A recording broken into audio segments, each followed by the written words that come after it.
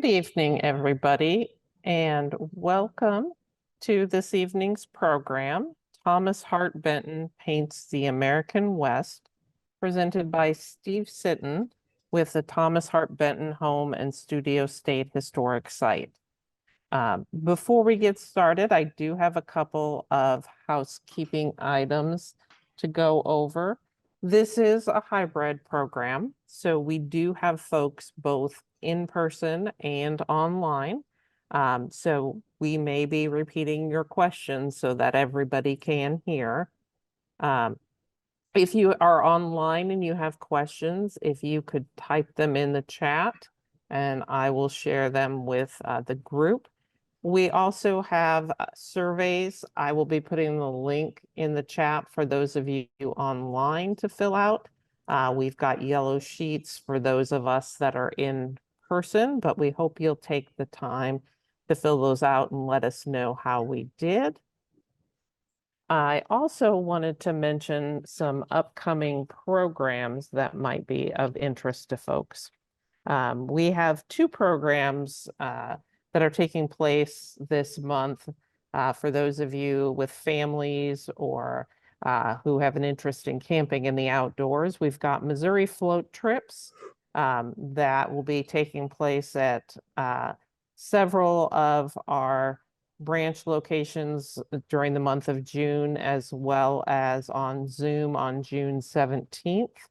But Brent Frazee, who is the former outdoor writer for the Kansas City Star, will be sharing places that are perfect to float down the river on. And then June 11th, 12th, and 13th, we have Jan Cerrigos, who will be joining us for a program, Camping 101. She'll be talking about tent camping with equipment, safety considerations, some simple outdoor cooking, as well as some of the best camping spots in Missouri. On June 11th at 7, this is a virtual program. Gary Wenstrup will be back talking about the history of Willie Nelson. His career is still going strong at 90. And he'll be taking us through his extensive body of work. That one, you do need to register to receive the Zoom link. In celebration of Juneteenth this month, we also have a number of branches that will be hosting I Say Hello to the Hands of Freedom. Storyteller Brother John will explore the history of Juneteenth from its Civil War origin to its establishment as a federal holiday. He'll be doing storytelling as well as interactive songs. And so that one you can check out on our calendar of events on our website. And then finally, on June 20th on Zoom, we have the Summer of '69. Historian Bill Thierfelder is going to be talking about the Stonewall riots, the Apollo moon landing, and Woodstock, all which were important cultural events and happened in the summer of '69. So we'll relive the season that changed the face of America forever. With that, I am going to turn it over to our presenter this evening. Steve Sitton is the site administrator of the Thomas Hart Benton Home and Studio State Historic Site, a facility of the Missouri Division of State Parks. He grew up in Grandview, Missouri, graduating from Ruskin High in 1985. He received his BA in history from Drury College in Springfield in 1990, and Mr. Sitton began working for the Missouri State Parks in October 1994 at Dischenheim State Historic Site in Hermann, Missouri. He was promoted to site administrator of Dischenheim in January 2000, then transferred to the Benton home in July 2001. He hopes to finish his career there, but fondly remembers his first job during high school as a library page here at the Granville branch. So welcome, Steve. Thanks for having me. Thanks for everybody joining us tonight, this evening. Hard word to pronounce there, isn't it? Deutschheim. Deutschheim, State Historic Site down in Hermann, Missouri. It's translates to German home. So I had to learn about and teach about the German culture and immigration and history of Missouri. But I've been at the Thomas Hart Benton home since 2001. I do work for Missouri State Parks. The Benton home actually is the smallest Missouri State Park. We only have 1/3 of an acre. So there's our sign out front and our giant oak tree that sadly is no longer there. But at the house and the studio, we talk about Thomas Hart Benton quite a bit, obviously, but the home and studio actually are completely furnished. So in the studio, it's his paint brushes. In the house, it's the family's clothes and books and carpets and dishes.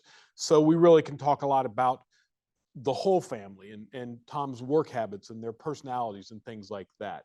I'm going to assume, since you're here tonight, that most of you are familiar, at least passingly, with Thomas Hart Benton and his artwork. He is, for whatever it's worth, probably the most famous painter from Missouri, most known for his Midwest, rural, working class sorts of scenes, and also for his large murals. We'll touch on a little bit of those topics tonight, but specifically we're going to talk about Thomas Hart Benton's paintings of the American West. He actually did travel out west quite a bit, did a lot of paintings of that region of the country. So that's what we're going to focus on tonight. Like you said earlier, if you have any questions, just drop them into the chat. And if it's about a slide that I'm on then, or just recently finished, we can talk about it immediately. If it's something more general, then we'll get all those questions at the end. But please feel free to ask questions throughout. So just a little quick background on Benton. He is a Missourian. He was born in the Ozarks down in the small town of Neosho, Missouri, April 15th, 1889. There are 2 Thomas Hart Bentons. So there's our boy, the painter, at 3 years old, and then there is also his great uncle, Senator Thomas Hart Benton, who was Missouri's first U.S. senator and longest senator. So there's a portrait of him done by the other Missouri artist, George Caleb Bingham, who's our 19th century painter. The painter Thomas Hart Benton we're going to be talking about is 20th century. So this is the painter's great uncle. He really supported westward expansion, building of railroads, early homesteading efforts. So as the Benton family, there is already this Western United States sort of connection. Senator Benton also did not like paper money. There was all sorts of paper currencies that fluctuated a lot when we're talking, back Andrew Jackson era. So he liked hard money, gold and silver coinage. So his nickname was Old Bullion. He was a Southerner, but he was opposed to the expansion of slavery into the new territories, Kansas, Nebraska, Oregon, California. That's basically why he lost his Senate seat in 1851. I mentioned Andrew Jackson. They did fight a duel before Benton is a senator, before Jackson's president. Jackson actually almost died in that duel. But later on, they became pretty strong allies. And again, back to that Western idea, some of you may be familiar with John C. Fremont, the great explorer, the great pathfinder. That is Senator Benton's son-in-law. John C. Fremont married Jessie Benton Fremont. For our Tommy, again, this Western sort of background, I mentioned he's born in the Ozarks, but just 1 week after he's born, the Great Oklahoma Land Rush occurs. And his hometown of Neosho is only 18 miles away from the Oklahoma line. And at that point, about 50,000 settlers rushed into the former Indian Territory. That's where you get the Oklahoma Sooners idea, the people that came across too early. And Tom writes, I was raised in a southwest Missouri town when the section reverberated with the great Oklahoma rushes. We were always hunting and fishing down in what was then Indian Territory. So I'm contending that Tom does have some Western upbringing and background and experience and outlook. I'm also going to use in tonight's program, I'm going to say that Tom Benton has 5 main themes in his paintings of the West. Here's a little drawing he did of a Western landscape about 1930. But the 5 themes we're going to talk about tonight and break his artworks down into or categorize: exploration of the West, Native Americans, then just kind of progress in the West, and you'll see more about that when we get to it. Trains. Tom Benton loved to paint trains, and that certainly is a big part of Western progress. And then finally, just overall life in the West, the people, the culture of the West. But like I mentioned, Tom is thought of as this regionalist midwestern painter. But he says the subject matter of my art has dealt with the whole of American culture, historical as well as actual. In representing the actual culture, it is run from coast to coast, a pretty big region. And there is a black and white photo of Tom about 1956, 56, in his art studio. And the mural that he's working on there, we will talk about a little bit later on. So his first depictions of exploration comes during a mural series that he's working on starting about 1919, collectively titled American Historical Epic. Tom wants to paint the history of the United States from the first European settlement all the way up until the 1920s or 1930s. Like a history textbook, he's going to do it in chapters. He's not real sure. 10, 11, 12 chapters, 6 or 7 panels per chapter. They're big. Pathfinder here, which is panel 1 in chapter 2, is about 4 foot by 6 foot. And he's wanting to do 60 or 70 of these panels. No one has asked for it. No one is paying him for it. It's too big, both in size and in scope. So he does 3 chapters, about 18 panels.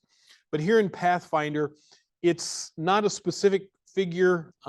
It's that Daniel Boone sort of Davy Crockett type of explorer. But you can see he's going into the mountains, over the Appalachians, encountering new Native American tribes. So that is panel 1 from chapter 2. What Tom is not planning on painting are the big events, the big names in American history. He wants to present a people's history. So he has no plans to paint George Washington, Abraham Lincoln, the Battle of Gettysburg, things like that. It's the people, and most importantly, their action on the opening of the land. So that's Pathfinder. Here's another one from middle of chapter 2, Over the Mountains. So again, now you still got that frontiers explorer person, but now you can see in the background there's families coming over. And Tom also, in this mural series, does incorporate African American and enslaved labor there in the foreground. In 1955, he also does a painting that I consider part of that exploration. It's called The Kentuckian. This actually served as a movie poster for the Kentuckian movie, which starred and was directed by Burt Lancaster. So Burt Lancaster actually came to Tom's studio to pose for this central figure. I hear the Kentuckian movie's not great, so I'd be surprised if too many of you have actually viewed it. But Tom does do the movie poster, the Kentuckian. That's 1955. Then a decade later, Tom decides he wants to do a painting, a pretty large, important painting about Lewis and Clark. So he's going to take a research trip up the Missouri River. He's gone for about 3 weeks, goes with the Army Corps of Engineers so he can visit Lewis and Clark sites, visit museums where Lewis and Clark sorts of information might be available, see replicas of the keel boats. And here is Tom at Fort Benton, Montana, named for his great-great-uncle, the senator. Here in Kansas City, there's a Benton Boulevard, there's a Benton County, Missouri, there's a Benton Harbor, Michigan, there's Bentonville, Arkansas, all named for the senator. So, like I said, our boy does have some big shoes to fill. Tom Benton also was pretty outspoken, very quotable. During this 1965 trip, Tom said, "The hell with civilization. Women come out here saying they're dying to look at the darling wilderness, and the first thing you know, they're demanding flush toilets." But there's Tom on the Missouri River up in Montana, where he is sketching some of the landscape. There also had been in 1835 another explorer, Prince Maximilian from Europe, And he brought an artist, Carl Bodmer, with him. And Carl Bodmer did all these sketches of the Missouri River and the West. Tom Benton, on his 1965 trip, wants to visit some of Bodmer's locations and see how the landscape had changed. So this drawing here is the site of Fort Union that Benton sketched in 1965. And Tom was able to make it all the way up to the headwaters of the Missouri River. That is where the Jefferson, Madison, and Gallatin rivers all come together. So there's Tom visiting that. Lewis and Clark reached this point July 28, 1805. So Tom was there almost exactly 160 years later to the day. Tom and his group then start going back downstream down the Missouri River because they want to visit this area. It's called the White Cliffs or the White Rocks area of the Missouri River. Still pretty wild, but very, very dramatic cliffs, as you can see there in the distance. This is at Eagle Creek. There you can see the creek dropping into the Missouri River. Lewis and Clark camped here May 31st, 1805. And Tom really felt that this view was the highlight of his whole research trip. So he then does this painting, Lewis and Clark at Eagle Creek, 1965. Does anybody see Lewis and Clark in there? Pretty small. I think really what Tom is trying to identify here or show here is how far Lewis and Clark had gone, how remote they were, how vast this Western landscape was. So even though he'd done all this research about Lewis and Clark, their tools, their clothes, studied some of their journals, sketched replicas of the keelboat, none of that really shows up in this painting that he did. Tom actually did two versions of this painting. One is at the Edelgeorge Museum of Western Art in Indianapolis. That is the version you're seeing here. The other version, which does not have those bison in the foreground, is at the University of Wyoming Art Museum, even though it's a scene from Montana, but University of Wyoming's got that painting. So, of course, Lewis and Clark and the other explorers do encounter Native Americans. That is what Tom is showing in his third largest mural, Independence in the Opening of the West, done in 1959, 60, 61 for the Harry S. Truman Presidential Library. So on the right-hand side, you have the pioneers and the outfitters from Independence, Missouri, where the trails kind of began, going up over that doorway, encountering then on the far side the Western tribes, the Pawnee, the Cheyenne, some of the landmarks like Chimney Rock and things like that. This mural is 495 square feet. It took Tom 2.5, almost 3 years to do it. He's 71 years old, climbing up and down, and he got paid $60,000 for that mural.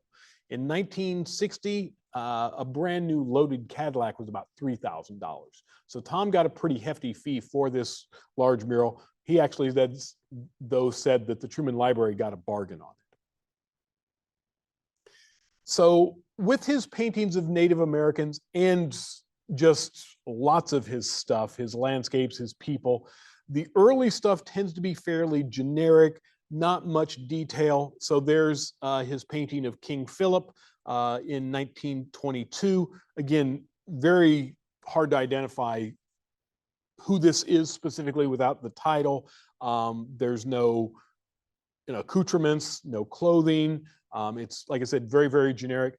And then if you compare that to his mural, The Seneca Discovered the French in 1956, lots and lots of detail, lots and lots of texture.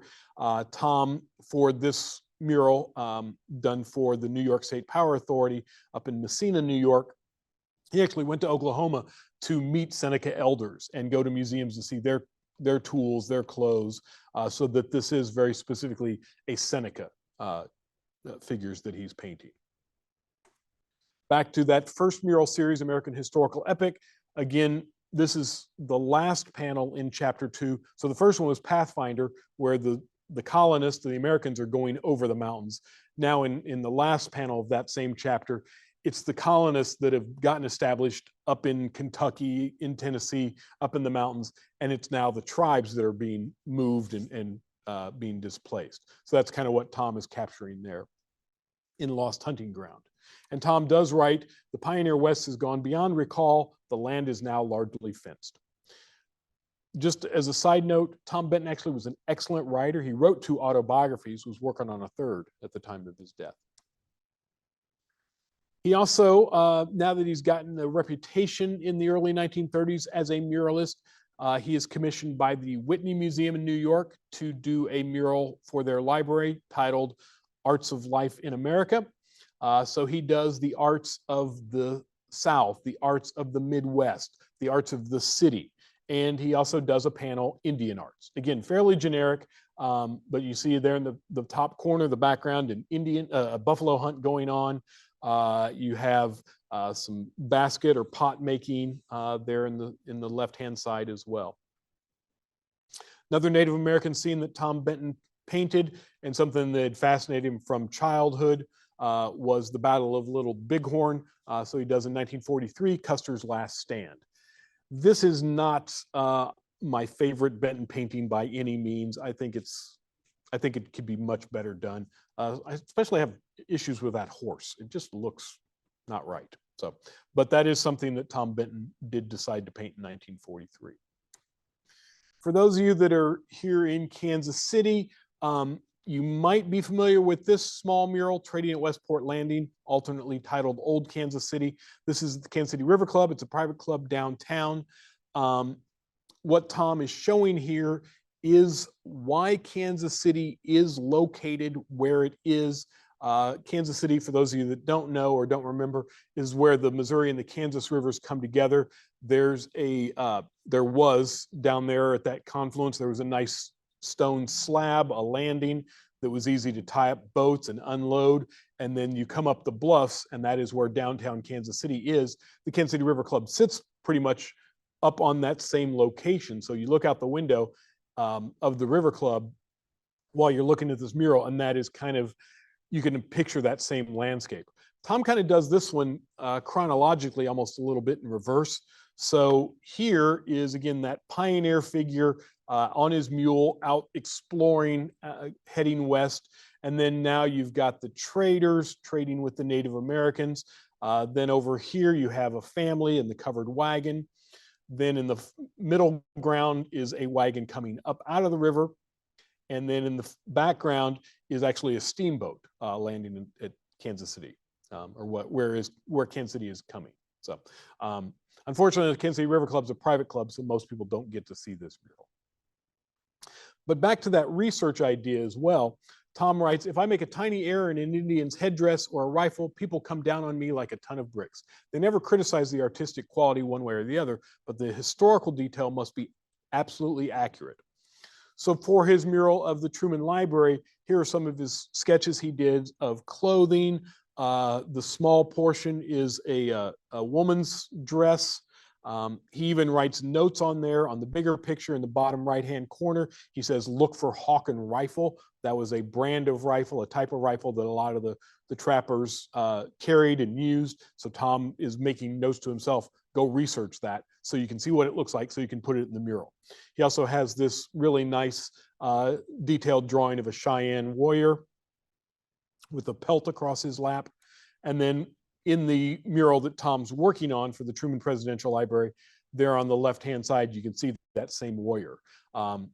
That photo also gives you an idea of the size of that mural, 495 square feet, done in acrylic. Harry Truman said Tom Benton was the best damn painter in America. They actually became pretty good friends, poker and bourbon buddies, actually. So that's exploration of Native Americans. The next theme I want to get into is progress. And Tom writes, the West, like all other parts of our country, is in a state of rapid change. There's no people or places there which anyone would dare call typical. So it's easy to say the West is all like this, but Tom says, no, there's quite a bit of differences out there, and it is certainly changing. This is something he writes in 1937 in his autobiography, An Artist in America. Tom writes also, I become more and more in love with America the more I get out in it. It offers so much that art has never touched. This is a letter he wrote in 1927 to Charles Pollock. That last name might be familiar. Charles was Jackson Pollock's older brother. Charles and Jackson both studied with Tom Benton in New York at the Art Students League. And we'll come back to Jackson Pollock, Tom's former student, briefly here in a little while. So this is oil field, a drawing with an ink wash that he did in 1926-27. I mentioned earlier that Tom grows up right outside of Oklahoma. He's born just a week after the Oklahoma land rush. For whatever reason, he never painted that. His fellow regionalist painter, John Stuart Curry, who was from Kansas, did do a painting of the Oklahoma land rush in 1939. This was a mural that he did for the Department of Interior. This mural, to me, it really looks like everybody's headed east. It seems like they should be headed the other direction to be going west, but maybe that's just the way the building is situated, that it comes out that way. But Tom, like I said, does travel all over the West in the 20s and the 30s. This is the town of Borger, Texas, that Benton visited in 1928. It was clearly a boom town. They had hit oil, and Borger, Texas went from a population of 0 to 30,000 in 90 days. So Tom kind of captures this town that has just sprung up on the plains. And then in the background, you see the oil derricks. And at that time, they really weren't using the natural gas. It was just kind of in the way, so they burned it off. And Tom very prominently shows that, I think, wasteful smoke and that pollution in the background in Boomtown.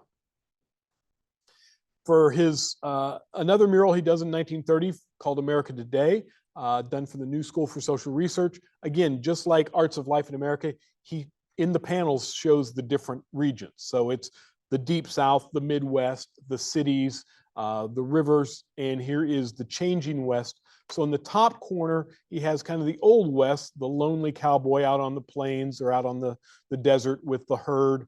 But then he shows, again, the changing, the technological innovation out west with the planes doing some of the surveying, a guy with a welding torch creating some pipeline, generator, so things like that. Again, showing how the West is changing as he saw it in the early 1930s. And a big part of the progress of America and of the West were the railroads. And for Tom, more often than not, the theme you can come back to with his artwork is the action. Very important. There's almost always a sense of action in his paintings, but it's the action of the everyday people on the development of the land. So here is 10-Pound Hammer, essentially basically the ballad of John Henry, but it's these African-American people that are building the railroad. And you can see the trains waiting for them to finish so that it can keep moving on. So he does a lot of paintings of trains and trains out west, such as this sketch, New Mexico, 1926. And Tom writes, the most substantial things in the little western towns are the grain elevators and water tanks by the sides of the railroads. But he only likes to paint the old steam engines. He says with the steam engine, or steam locomotive, you can see the pistons, the workings, paint a picture of a diesel engine and paint a metal box.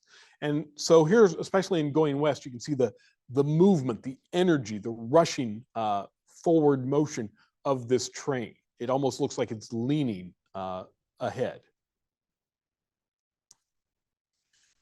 And again, another locomotive, this one's sitting still, but even so, the detail is pretty amazing on the train itself, even though it's small and in the distance, but Catalonian, West Texas, 1930.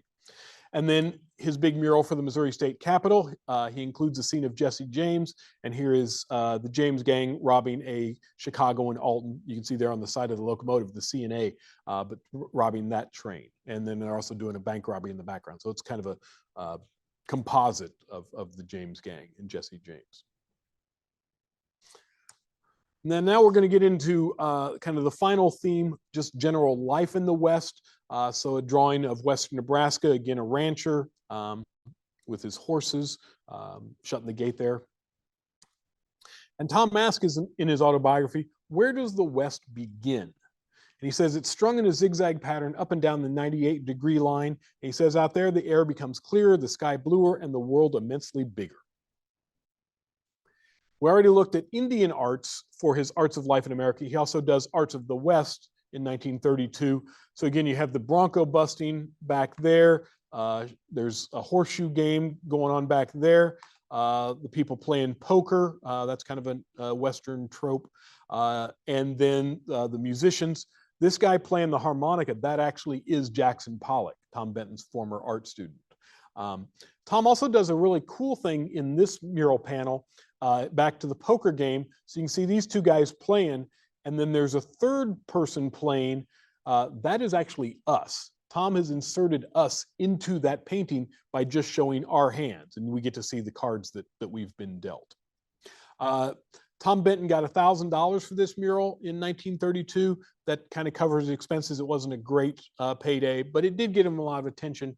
The Whitney Museum had the mural for 22 years, and then they decided, you know, Benton's kind of old-fashioned. He's not this modern avant-garde artist. He's not a Jackson Pollock.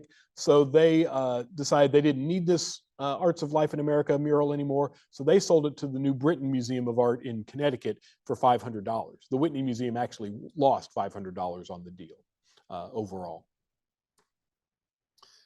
His Western paintings, he does really make the people, the livestock, the trains a lot smaller than in his typical paintings. I think he's really trying to capture that big sky country sort of idea and the openness of the West. And Tom says, for me, the Great Plains have a releasing effect. They make me want to run and shout at the top of my voice. I like their endlessness. I like the way they make human beings appear as the little bugs they really are. So that's High Plains. Here's Desert Dawn. This painting actually was owned by the actress Tatum O'Neal. She owned it for about 30 years. She sold it, or had it sold in 2019 at Sotheby's. I'm not sure what it sold for, but the auction house thought it would go for about $600,000. In his Western paintings, they do tend to be a lot quieter. He gets these nice purples going on. Like I said, the people, the livestock tend to be a lot smaller. And Tom writes, because this is out in New Mexico, he says, the next morning I woke up before dawn. Against the whitish sky to the east, a chain of black mountains rose. As the sky turned pink, the mountains became blue. This dawn in the desert was the most beautiful thing I've ever seen. He also goes up into the mountains. This is actually the Canadian Rockies, Mount Assiniboine up near Banff National Park. Tom said mountains were the hardest thing he ever tried to paint, whether it's because of that scale, the size of it, that can be hard to capture. And Tom really does like to paint flowy, curvy, wavy, circular sorts of forms and lines, and especially Mount Assiniboine with its very lovely classic pyramid sort of shape does not fit that very well. So this is called Trail Riders. The Trail Riders are pretty hard to see down there in the foreground. There are three of them. There's one, a mule, I guess, just, you know, pack mule. But then here's the third guy. He's kind of hard to pick out. And Tom writes, the West clings to its past. It does not acquiesce to the official ending of the frontier in 1890. A couple more, and then we'll finish up and have some time for questions. This is Wyoming Landscape from 1967. Unusual in many Benton paintings, or this is unusual compared to many Benton paintings, is there are no people. So not only has he made them smaller, he's made them just, there is none. You can see the effect of the human occupation with the bridge and the telephone lines and the house, obviously. Where he does show in a related painting, the human sort of action is just in wheat. So he's got the wheat stalks there in the background, but look in the very bottom foreground, those have been cut. And speaking of cutting, Wyoming Landscape and Wheat once were a single painting that Tom cut in half to sell as two separate ones. So there you can see how they kind of fit together. Before you put them together, you would probably never ever guess, but they originally were one larger painting. One of the great novels of American literature and of westward movement is Grapes of Wrath. In 1941, Tom actually illustrated an edition of Grapes of Wrath. Tom Benton and John Steinbeck, that kind of works, that fits. Tom also used this image, Departure of the Jodes. 20th Century Fox commissioned him to use this image for their movie poster. So that is the Jode family in Oklahoma packing up, loading up their truck to head to California to look for opportunity and look for work. Another local sort of scene, Shawnee Mission, it's now North High School. In 1957, their senior class decided for their school project, for their school present, they were going to buy a Thomas Hart Benton painting. They came to the house. They talked to Tom's wife, Rita. She was his business manager. She sold them this painting for $750. Utah Highlands, we still have in our archives the receipt for it.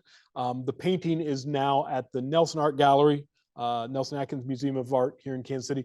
It's on loan from the school just because the Nelson can keep it a little more secure and take better care of it. So that's, if you want to see Utah Highlands, you got to go to the Nelson Atkins Museum. I've mentioned Tom as this regionalist painter, this Midwestern artist, but Tom doesn't really like that term. He says it was too narrow a range of inspiration to be quite applicable. I was after a picture of America in its entirety. I ranged north and south and from New York to Hollywood and back and forth in legend and in history. So as you've seen tonight, he does do a lot of Western paintings. I'm going to finish up with this one, I think, Desert Still Life from 1951. So Tom has a nice long life, nice long career. April 15th, 1889 to January 19th, 1975. He actually died, excuse me, in his studio at 85 years old. He went out to put his signature on a mural that he had just finished or was finishing for the Country Music Hall of Fame in Nashville. And he had a massive heart attack at 85 years old, dropped dead in his studio with a brush in his hand. This is one of his last self-portraits done when he's 81 years old. So still holding up pretty good. Still has a pretty good head of hair and a nice gleam in his eyes. So still working. So that's what I've got. What questions did we get? Or throw in some questions now. For those of you who are online, if you've got any questions, now's the time to type them in the chat.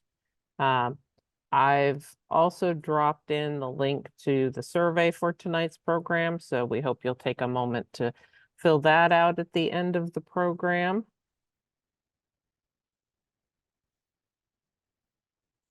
And does anybody in the room have any questions? Sure. Sure has the cream of the crop, so to speak, of his body of works, but it didn't seem like enough work to pay for his life. Where was it, like speaking at colleges that gave him money? Was he a teacher? How did he support himself? So the question was, you know, we've seen some artwork here, but not a ton of artwork. Again, these were just his paintings of the West. He did all parts of America and murals. He did make a living as a painter. One of his great quotes, he said, being a painter is one of the best jobs you can ever have if you can survive the first 30 years. I showed you that mural or that scene of Jesse James that was done for a large mural he did for the Missouri State Capitol in 1935-36. He got paid $16,000 for that mural in 1935. Which puts him at 46 years old. This is the end of the Depression. That was more money than the governor made in a year. A couple years later, Tom and his wife Rita bought a really nice house in Midtown Kansas City. That is the house I work at. It's a 7,800 square foot house, 24 rooms altogether. They paid cash for that house. They paid $6,000 in 1939. He got $16,000 for his Missouri State Capitol mural in 1935. And then I mentioned the Truman Library. Now, again, he's 71 years old, but he got $60,000 for that. So it took him a while, but he actually ended up doing quite well as an artist. It was not a steady income. It's up and down. He did also teach. He taught several places in New York City at the Art Students League, most importantly. He also taught at the Kansas City Art Institute, 1935 to 41. He was making $175 a month there, $3,000 a year. Which again, in the Depression was a pretty good salary for anybody and for an artist. So he did make a living quite well as an artist eventually. So other questions, was he self-taught? No, Benton actually was. I mean, he loved to draw and doodle as a child. Again, drawing things that would capture a 10-year-old, 11-year-old's imagination, things like the Battle of Little Bighorn, the explosion of the battleship Maine, Geronimo, things like that. But When he was 17, he went to the Art Institute of Chicago to begin his formal art training. He studied there for about a year and a half. Then he decided he'd learned everything he could in Chicago. He was ready for the big time. He headed off to Paris and studied in France for 2.5 years, 1909, 1910. Pretty great time to be in Paris. Benton's ego took a hit because now he's only 20 years old. He doesn't know nearly as much as he thought. He said he wallowed in every cockeyed ism that came along in art. At this point in France, and for a little while afterwards, he was an impressionist painter. He did do cubism. He tried pointillism. He also said it took him 10 years to get that modernist dirt out of my system. Next question. Were there any other paintings besides Wheat that Benton split to sell? I don't believe so. I don't think so. So that was a really unusual situation. I don't know why he did it. I think maybe because the two sections actually work really well separately, but yep, Wheat's the only one that I know of. Did he paint a mural for the Cincinnati Railroad Station? Do you know anything about that? It is magnificent. I do not know anything about that one. I can tell you it's not a Benton. Sorry if I disappointed you. Not knowing anything about it, I'm going to make a couple assumptions. I wonder if that was one of the WPA murals, 1930s, for the Works Progress Association. There was a big push to hire painters by the federal government and by localities too to put them to work. And so, yeah, things like railroad stations, post offices especially, courthouses, lots and lots of murals at that time. Tom Benton and his fellow regionalists didn't do any of that WPA work. They were already doing okay financially. But the regionalist Midwest local history sorts of things that Benton and John Stuart Curry and Grant Wood from Iowa were painting, that's what the WPA wanted for the post office. Paint this area, paint this county. So their artwork was influential for those WPA work projects, the sorts of things. Also, some of those WPA artists had been some of their former students as well. So specifically about the Cincinnati Railroad Station, I can't answer that other than I'm 99% sure it's not a Benton. I've never heard of it being a Benton. So did he have a favorite medium for his paintings and drawings? Excellent question. For his murals, especially, Tom really liked egg tempera. That was a medium that the Renaissance artists had used, the Egyptians, the Chinese. It'd been a medium, egg tempera, throughout history. Then it's kind of replaced by oils and falls out of favor. So Tom and a couple other painters actually kind of had to rediscover egg tempera. And Tom really liked it, so he used it a bunch, especially for his murals. His easel paintings tended more to be in oils. He did have a few periods of watercolors. And then later in his career, as it becomes available in a better medium, he gets into acrylics. And so the next question, was he involved with the WPA? I've kind of already answered that. He was influenced for it. Okay, and then Janet says that the artist for the Cincinnati train station was Winold Rice. Sorry if I mispronounced that. Rice had immigrated from Germany in 1913. He's associated with the Harlem Renaissance, although he is white. He also painted a lot in the West. So there you go. Is there a room with his murals at the Metropolitan Museum of Art? That is the America Today mural that was done in 1930 for the New School for Social Research, and then it was transferred to the Met. So yes, and the Metropolitan, really, really wonderful. They set it up as the same sort of configuration in the same size and shape of a room that had been done in the boardroom at the New School. So, yep. So if you want to see America Today, you got to go to the Metropolitan Museum of Art. Give us a couple more minutes in case somebody's furiously typing away, or anybody else in this room have any questions? Well, I do want to say too, I really appreciate the opportunity to come out tonight and speak to everybody. I do want to invite you to come visit the Thomas Hart Benton home. We do guided tours. They're $5 per adult. We take you into Tom's studio. You go all through the house. Like I said at the beginning, it's all completely furnished with the Benton stuff. We do tours Thursday, Friday, Saturday, Sunday, Monday, closed Tuesdays and Wednesdays. We start the tours on the hour, so 10, 11, no noon tour, and then 1, 2, and 3 o'clock. So, so come on out and visit the Benton home, and you'll get to learn more about it, and again, see more of the artwork, some different pieces, and learn about Tom Benton. So thank you everybody for coming out. And I'll be around for just a couple more minutes in case we get any stragglers, but I've dropped the link to the survey in the chat again. I will also email it out to everybody here in a moment. And thank you everybody for coming. Thank you, Steve, for a wonderful program. A lot of great art to see and lots of great information. So we've got a lot of virtual applause, shall we say, going okay, for good. you here. Thank you. All right. Well, I don't see any other questions. So have a great evening, everybody, and thank you for attending. Thank you very much.